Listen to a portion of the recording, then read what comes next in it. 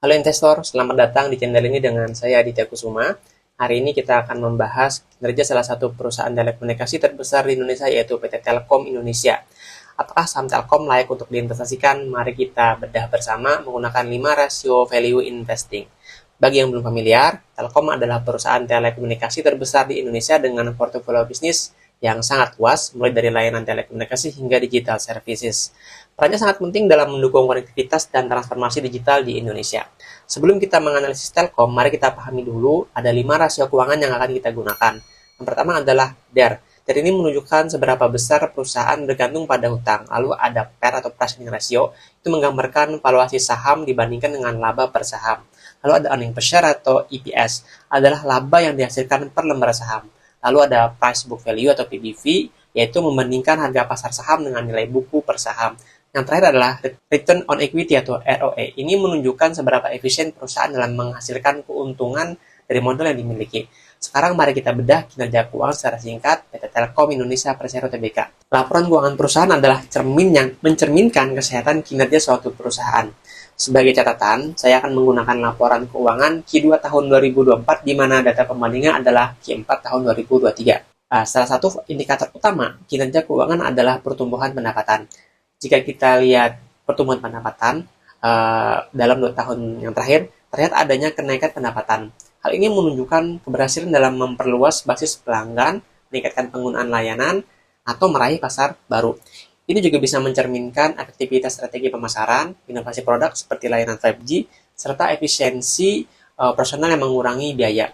Selain itu juga, peningkatan pendapatan bisa terjadi karena penyesuaian tarif atau layanan tambahan yang lebih menarik bagi konsumen.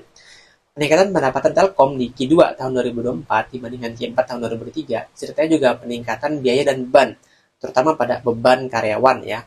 Hal ini menyebabkan penurunan laba usaha. Ini juga membuat margin laba perusahaan menurun. Meskipun pendapatan naik, kenaikan beban khususnya terkait karyawan itu menekan profitabilitas perusahaan. Ini menunjukkan bahwa perusahaan mengalami peningkatan biaya operasional yang lebih besar daripada pertumbuhan pendapatan. Ini mengurangi efisiensi operasional dan daya saing margin. Jika dibiarkan, tren ini bisa mempengaruhi kemampuan perusahaan untuk mempertahankan laba yang stabil di masa depan.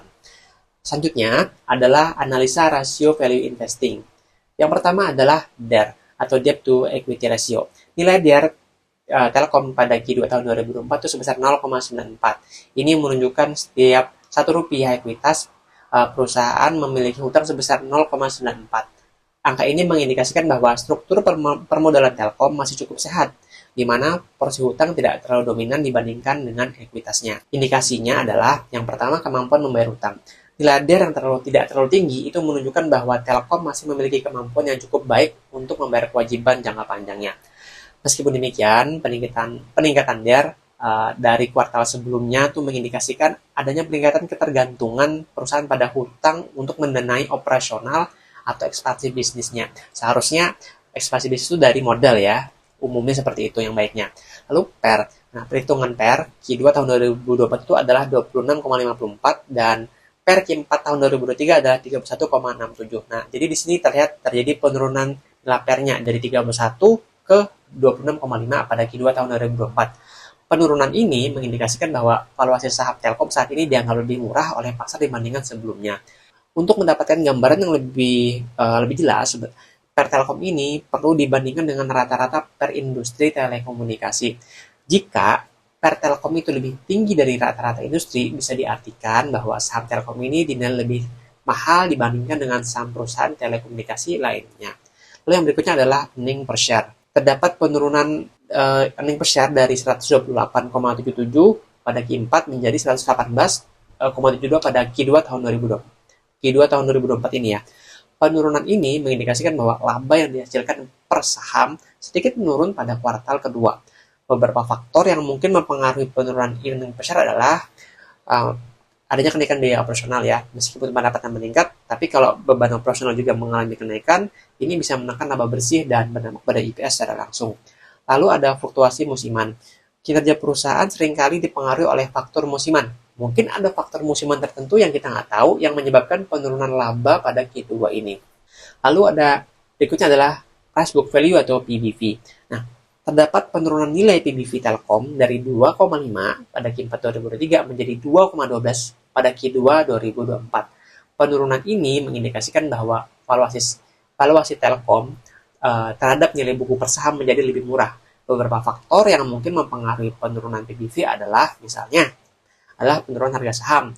Jadi harga saham Telkom ini pada Q2 lebih rendah dibandingkan Q4 tahun 2023. Ini jelas secara langsung mempengaruhi nilai PBV-nya. Lalu adanya kenaikan nilai buku. Meskipun tidak terlalu signifikan, nilai buku saham Telkom mengalami sedikit peningkatan. Dan yang terakhir adalah return on equity atau ROE.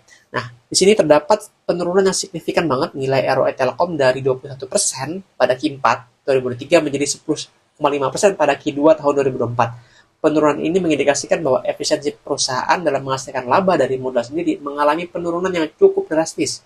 Beberapa faktor yang mungkin mengaruhi penurunan ROE ini adalah yang pertama adalah kenaikan biaya modal.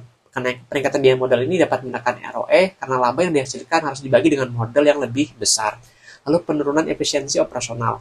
Faktor-faktor seperti penurunan produktivitas atau peningkatan biaya operasional itu bisa mengurangi laba dan menekan ROE. Lalu perubahan struktur modal. Perubahan dalam struktur modal seperti peningkatan hutang itu sangat bisa mempengaruhi ROE. Nah, berdasarkan data-data yang ada, itu bisa saya simpulkan bahwa kinerja Telkom pada Q2 tahun 2024 itu menunjukkan beberapa tren yang perlu diperhatikan ya. Yang pertama, penurunan profitabilitas. Terlihat penurunan signifikan pada ROE yang mengindikasikan penurunan efisiensi perusahaan dalam menghasilkan laba dari modal sendiri. Lalu, valuasinya lebih menarik. Penurunan PBV dan PER itu menunjukkan bahwa valuasi saham Telkom itu menjadi lebih murah dibandingkan periode sebelumnya. Ini bisa menjadi peluang bagi investor. Lalu ada stabilitas leverage ya. Di sini DER relatif lebih stabil, menunjukkan bahwa struktur keuangan perusahaan masih terkelola dengan baik. Lalu pertumbuhan pendapatan. Meskipun laba bersih menurun, namun pendapatan masih tumbuh. Ini indikasinya adalah peningkatan aktivitas bisnis. Secara keseluruhan, kinerja Telkom pada Q2 tahun 2024 ini menunjukkan adanya tantangan dalam meningkatkan profitabilitas. Jadi, investor perlu mencermati faktor-faktor yang menyebabkan penurunan ROE dan mengevaluasi prospek pertumbuhan perusahaan ke depannya. Penurunan valuasi itu bisa jadi peluang, namun perlu diimbangi dengan analisis mendalam terhadap fundamental perusahaan.